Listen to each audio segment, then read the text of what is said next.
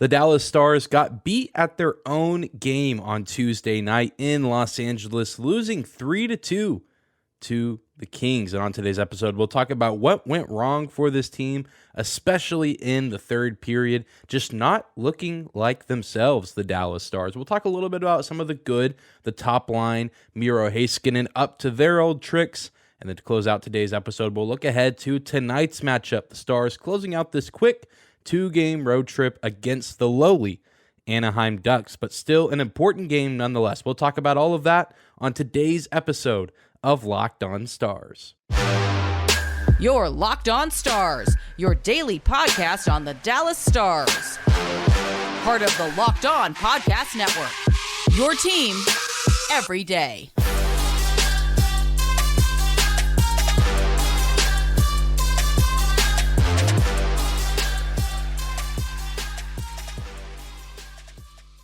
Howdy, Stars fans. Welcome back to the Locked On Stars podcast, the only daily podcast covering the Dallas Stars, part of the Locked On Podcast Network, your team every day. I'm your host, Dane Lewis, your local expert on all things Dallas Stars hockey, coming to you on this Wednesday, January 4th. And whether this is your first time here or you are a recurring listener of the show, thank you for stopping by and for making Locked On Stars your first listen of the day. If you're new here, be sure to hit the subscribe button if you're watching on YouTube or the follow button on your favorite podcasting platform. You can also find us on social media at Locked On Stars, Instagram and Twitter, free and available no matter where or how you choose to listen or follow. Thank you guys for the continued support throughout this hockey season. And every hockey season has its ebbs and flows. The Stars had some really good vibes around them over the past week or so. 4-game win streak. Joe Pavelski resigns. It seems like Denis Gurianov is close to returning. He's on the road with the team, traveling but getting reacclimated and getting prepared to be back up to game speed per coach Pete DeBoer. So things looking up, and then the Stars find themselves in Los Angeles on Tuesday night for game one of a back-to-back against the pesky LA Kings. And this was an intense game. It had a little bit of a playoff feel to it, especially through the first two periods. Some physicality, some big hits being exchanged, and just some words being exchanged between some of the veterans on the team, mainly Jamie Benn and defenseman for the Kings, Drew Doughty. But ultimately, this game came down to the third period. It was tied at 2 going into the final frame. And this is where the Stars really lost this game. And it's all due to the fact that they got a little bit of a taste of their own medicine. The Kings beat the Stars at their own game in really all areas of the ice. The Kings won in the faceoff dot, 57% to 43%. They won on special teams. The Stars go 0 for 3 on the power play, while the Kings go 1 for 3, and their power play goal ended up being the game winner. And if you look overall at shots in the third period, according to Natural Stat Trick, Corsi 4 in the third period, Corsi being any sort of shot, shots on net, shots that go wide, shots that get blocked, any type of shot.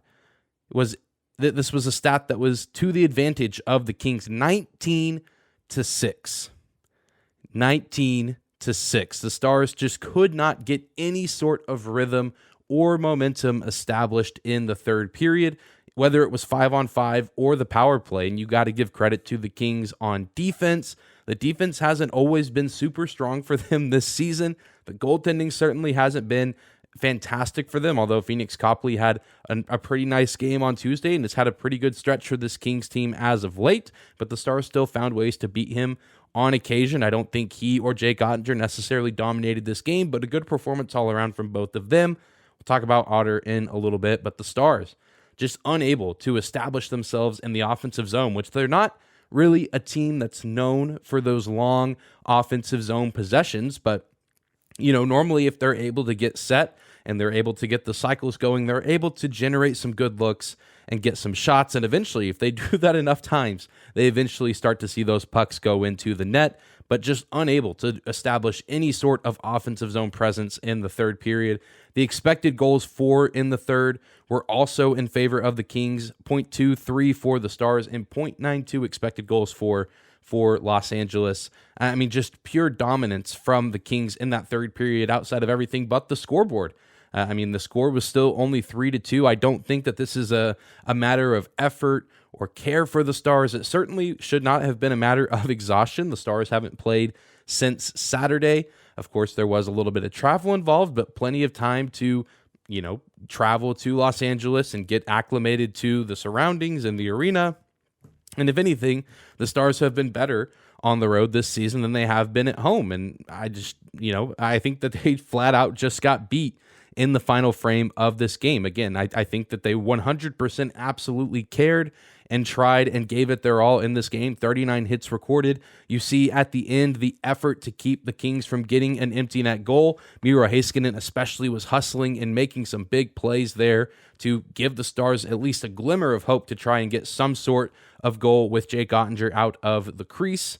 And again, you talk about the playoff intensity and atmosphere, the first two periods especially. I think the Stars had that energy and had that effort, and maybe they started to fade a little bit as time went on, but I don't think it was a huge lack of effort or anything that's to be concerned about. I think the Kings just knew what the Stars did well, and they were able to take those things away from them. And it ultimately resulted in a loss for the Stars, and a frustrating one at that, just because the third period has been some of the best periods for the Stars. We've seen some of the best moments for this team in the third periods of games throughout this season. They have an excellent goal differential. They were talking about it on the ESPN broadcast. I can't remember exactly what it was, but outscoring their opponents by a country mile in the third period this season, and they just could not get anything established. They had their looks at the power play. The penalty kill for the Kings, we talked about it yesterday, nothing spectacular. It's in the bottom half of the NHL, yet they found a way to be disruptive, to break up passes, clog passing lanes, get bodies in front of the net. They were blocking shots, and of course, you got to give Phoenix Copley some credit as well. And again, on the special team side, the Stars playing maybe a little bit too aggressive, and of course, Ryan Suter does get beat, and people will be quick to point that out and say that entire sequence is all his fault, but all four Dallas Stars on that kill, I think we're playing a little too aggressive and a little too close to the blue line in neutral zone with how quick the Kings were moving there to generate that look, to generate that odd man rush. I think a little bit more could have been done by all four guys on the ice, although, again, the Kings were moving with quite a bit of speed, and there were just some really nice passes made. And sometimes when there's just good passes and good movement with the puck, there's not a ton you can do defensively. So sure, Suter maybe could have, he could have positioned himself better, maybe done a little bit more on that play, but it's not 100% on him. The Kings just exploited the opportunity that they had before him. That ended up being the difference in the game. The Stars kept off the board yet again on the power play, despite some pretty good looks, especially earlier on in the game, that first unit getting some nice opportunities, but they had that one in the third period and really just could not get themselves set up. It comes back to bite them and just made for one of the most frustrating third periods we've seen from this team this season. Very uncharacteristic for them. Don't think it's going to be an issue too much moving forward. Again, this Kings team is good. It's weird seeing a team as high in the standings as them with a negative goal differential, but they're a high-powered offensive team and a team that almost eliminated the Edmonton Oilers last season in the playoffs in round one.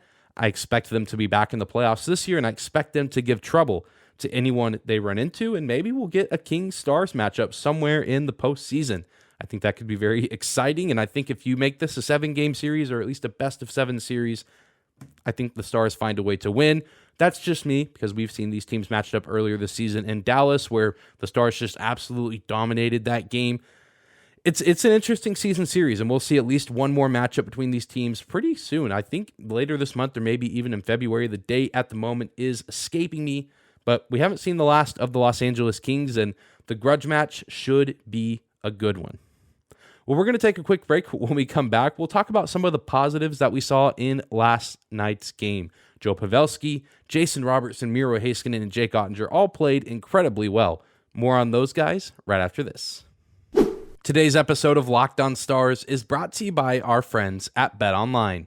BetOnline.net is your number one source for sports betting info, stats, news, and analysis. Get the latest odds and trends for every professional and amateur league out there, from pro football to college bowl season to basketball and NHL.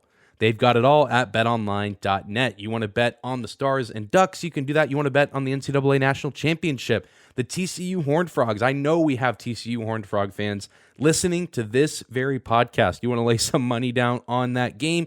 You think the Horned Frogs have a chance to upset the Georgia Bulldogs, you can do so at betonline.net. If you love sports podcasts, you can find those at BetOnline as well. They're always the fastest and the easiest way to get your betting info. You can head to the website today or use your mobile device to learn more. BetOnline.net is where the game starts. Thank you again for making Locked On Stars your first listen of the day. Remember, if you're watching on YouTube, to hit that subscribe button or the follow button on your favorite podcasting platform. And if you like the show and want to help us out, leave us a 5-star rating or review on Spotify or Apple. Thank you guys again for the continued support. Now let's talk a little bit more about last night's loss. Not a great third period, certainly not the best we've seen from the Stars late in games this season, but there was still a lot to like from this game. For one, it's good to see that the Stars could stay somewhat competitive, at least on the scoreboard, in a game that felt like a postseason matchup. But also, we saw some of the Stars' best players bring their best. The top line brought their A game. As per usual, it's what you expect with this trio night in and night out for them to generate those good quality scoring chances, and more often than not, finding ways to put the puck in the back of the net. Everyone on the top line recording at least 1 point. Miro Heiskanen also getting a point, getting his 6th goal of the season.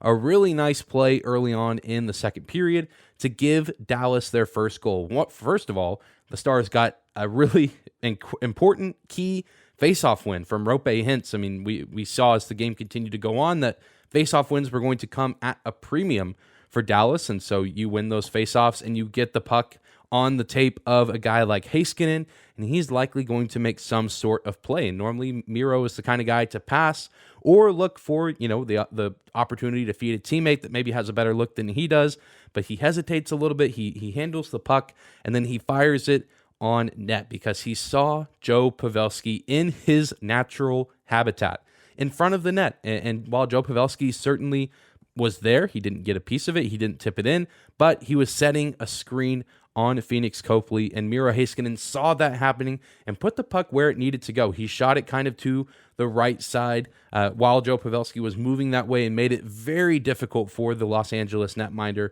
to track that puck. Joe Pavelski always making plays in front of the net, even when he's not touching the puck or even when he's not getting the assist or picking up points, finding ways to make an impact. And that's the kind of player that he is. And he would later find Jason Robertson on a beautiful pass from the corner. Good work from the Stars and Roope Hintz to keep the puck in the zone, taking it through the trapezoid, and then Pavelski. I mean, he did look back a little bit, but it almost just seemed like he had eyes in the back of his head. A beautiful feed, one of the best passes we've seen from the Stars this season to Jason Robertson, who, if you give him a look like that, he is going to score 10 out of 10 times. He gets the big goal to tie the game for the Stars. This was pretty quick after Anze Kopitar's goal. His first goal in quite a while. It was a big moment for the Kings, but the Stars found a way to respond in that moment to tie the game. It would be a massive goal for the Stars and something I thought generated a little bit of momentum for them, but then nothing really much else got going for them offensively for the rest of the matchup. But great for Jason Robertson. He gets his 26th goal of the season. He gets to score in his hometown. He's a Southern California kid, scoring, of course, in front of his dad because this is the dads and mentors trip for the Dallas Stars, but tons of other family and friends in attendance there to watch Jason Robertson, who is a product of the Los Angeles, Southern California area. Really cool, great moment for him, and you could just see it on his face how excited he was to score that goal. He's always excited to score, but I'm sure it meant a little bit more scoring in a place where he grew up going to watch hockey games as a young kid, and of course with a ton of loved ones in the crowd getting to watch it happen. And then, of course, Joe Pavelski. I mean, the screen on Miro Heiskanen's goal and just the beautiful pass. I mean, he's already doing work to earn that next paycheck. His newest contract extension won't even kick in till next season, but he's already showing, hey, this is why I continue to sign these deals. I'm taking pay cuts. I want to be a part of this team. And not only am I going to be a part of this team, I believe so much in what this team's doing, and I'm going to contribute to the greater cause of this team. So Joe Pavelski, certainly not a passenger, still not at this point, still making excellent plays. Great stuff from Captain America, great stuff from the top line as a whole, just not quite enough to get the Stars the win. And then I do think that Jake Oettinger deserves some love. He made some key saves in this game. I think he was asked to do quite a bit. The Kings peppering his goal throughout the entirety of the game, and especially in that third period, the Kings getting quite a bit more shots on goal. And I think he did all he could. He made some impressive saves and made some big stops and was also just put in some tough situations. That power play goal, not an easy sequence to defend. Of course, that Anze Kopitar goal, a deflection, a shot from Drew Doughty from the point.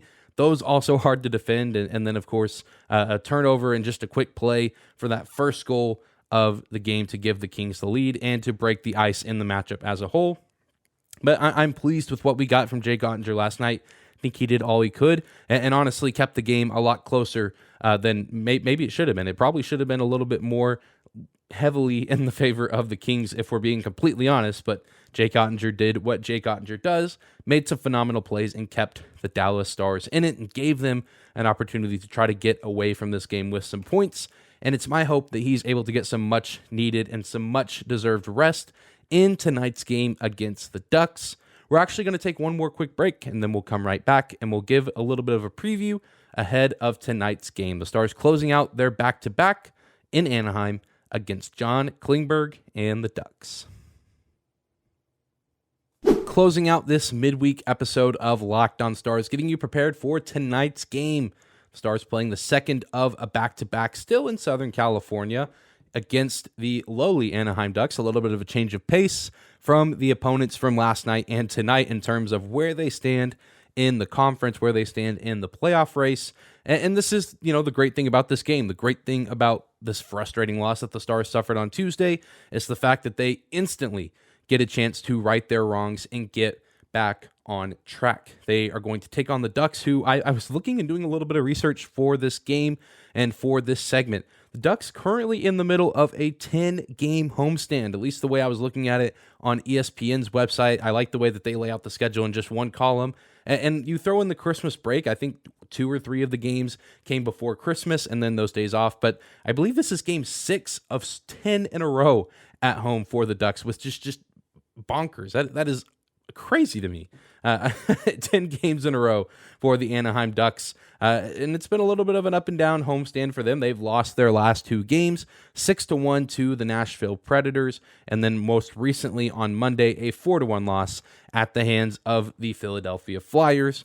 Also not a very good team, one of the lower teams in the Eastern Conference. I mean, what can you say about this Anaheim Ducks team? We saw them earlier this season. Not much has changed for them. If anything, they're salivating a little bit more over the idea of potentially having Connor Bedard on their roster come summertime.